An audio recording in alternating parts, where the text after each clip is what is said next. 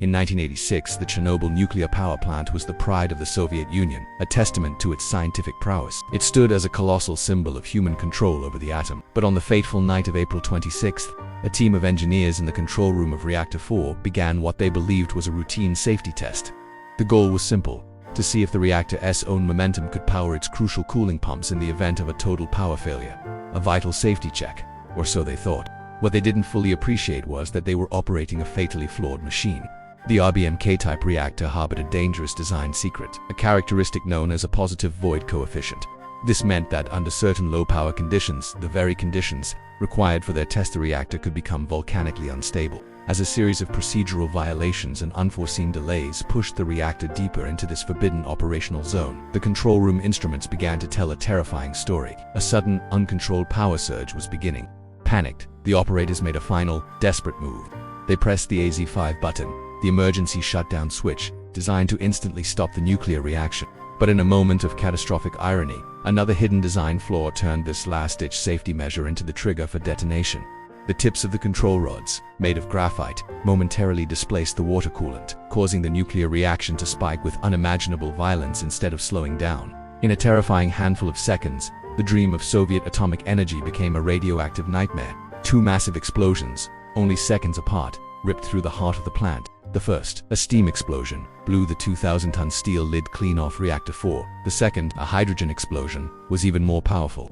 It tore a gaping hole in the roof of the building, exposing the glowing superheated core of the reactor directly to the night sky. An apocalyptic fire erupted, spewing a venomous column of radioactive smoke, dust, and deadly isotopes 9 kilometers into the atmosphere, creating a plume that would poison a continent. An eerie, ethereal blue glow from the ionizing radiation emanated from the chasm, a beautiful and deadly beacon of the disaster. But the immediate response from the plant's management was not one of alarm or honesty, it was denial.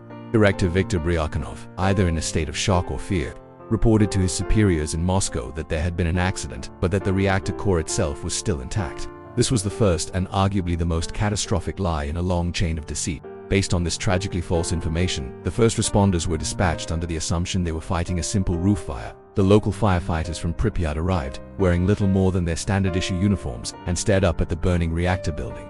They were heroes sent to their deaths, walking directly into a nuclear inferno, completely unaware of the invisible deadly radiation tearing their bodies apart with every breath. Just 3 kilometers away from this unfolding apocalypse, the 50,000 residents of Pripyat, a model city built for the plant's workers and their families, slept soundly in their beds. They were completely unaware of the invisible poison, the particles of cesium, iodine, and strontium that was raining down upon them, settling on their streets, their playgrounds, and their homes. As the sun rose, some curious residents were drawn out by the strange sight at the power plant. They gathered on a railway bridge, which would later be grimly nicknamed the Bridge of Death, to watch the beautiful, rainbow-colored flames licking the sky, unknowingly exposing themselves to what would become fatal doses of radiation. The authorities, desperate to maintain the illusion that the situation was under control, clung to the initial lie. For a critical 36 hours, as radiation levels in the city climbed to thousands of times above normal, no evacuation was ordered. Finally, on the afternoon of April 27th, a fleet of over 1,000 buses descended on the city. A message was broadcast. Due to the unsatisfactory radiation situation, residents were to be temporarily evacuated. They were told to pack only essential documents and belongings for what would be a 3-day absence. They would never return. Their pets were left behind. Their homes became instant time capsules. The Soviet government's instinct was to hide the disaster not just from its own people, but from the entire world. But nuclear fallout observes no borders. 2 days after the explosion, technicians at a nuclear power plant in Sweden were baffled when their sensors detected shockingly high levels of radiation on their own workers. They initially suspected a leak at their own facility, but analysis of the radioactive particles soon pointed eastward. The world's eyes turned towards the Soviet Union. The secret was out. Faced with undeniable evidence from abroad, Soviet leader Mikhail Gorbachev was finally forced to go on television and admit to the accident. The Chernobyl disaster had exposed the Soviet Union's culture of secrecy not just as a domestic issue, but as a dire threat to the entire planet. In the face of these state-sponsored lies, an incredible story of human sacrifice began. A massive mobilization effort was launched. Hundreds of thousands of men, soldiers, engineers, scientists, miners, and civilian volunteers were conscripted from across the Soviet Union to contain the fallout. They became known as the liquidators. They were tasked with the most dangerous jobs on Earth, clearing radioactive debris from the roof with nothing but shovels, flying helicopters directly over the exposed core to drop thousands of tons of sand, lead, and boron to smother the fire and miners. digging a tunnel beneath the melting reactor to prevent a further, even more catastrophic explosion. Among these countless acts of bravery, the story of the Suicide Squad, 3 volunteer engineers named Alexei Anenko, Valery Bezbalov, and Boris Baranov stands out. They waded through knee-deep, highly radioactive water in the dark tunnels beneath the reactor to manually open sluice gates, draining the bubbler pools and preventing a steam explosion that could have rendered most of Europe uninhabitable.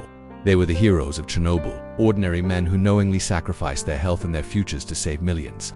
The disaster left behind a legacy of death and disease, but also a physical scar on the landscape. The entire region was poisoned, creating an alien world known as the Chernobyl exclusion zone. The city of Pripyat, once a vibrant modern town, now stands as a silent radioactive ghost town. Its iconic Ferris wheel, set to open just days after the explosion, has become a haunting global symbol of the tragedy, a permanent monument to a future that never was. To entomb the destroyed reactor and its deadly contents, a massive concrete and steel shell, known as the sarcophagus, was hastily erected over the ruins.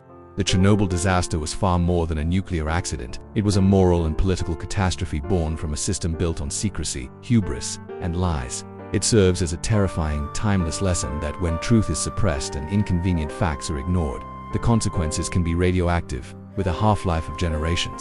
Thanks for watching. If you found this story important, please consider liking this video and subscribing for more deep dives into history's most critical moments. Stay curious and stay safe.